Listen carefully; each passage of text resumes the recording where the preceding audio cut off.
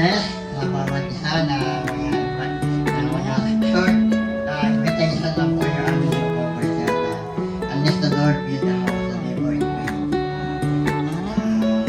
At salamat na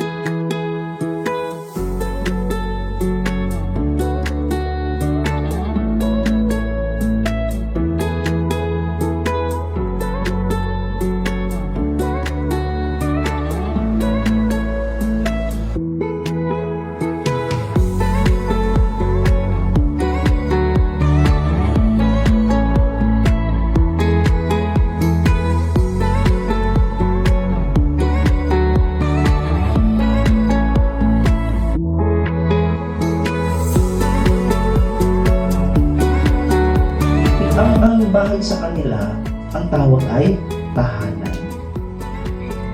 Kapag pumunta ka ng Hagonoy, Bulacan, nang sasabihin, tumuloy ka din sa bahay, sa tahanan namin, may punto.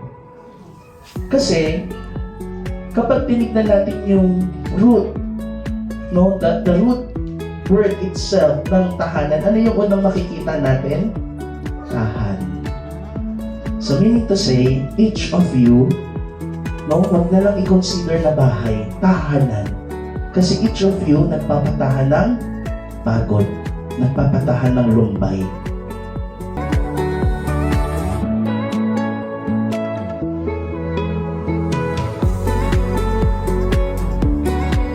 Ito po yung isa rin sa pinaka-special sa mga contractor at the same time sa owner. Kasi hindi naman po biro ang magpatayo ng bahay. At alam naman natin, isa po ito sa pinaka-milestone ng isang family kung ito po yung ating magiging dwelling unit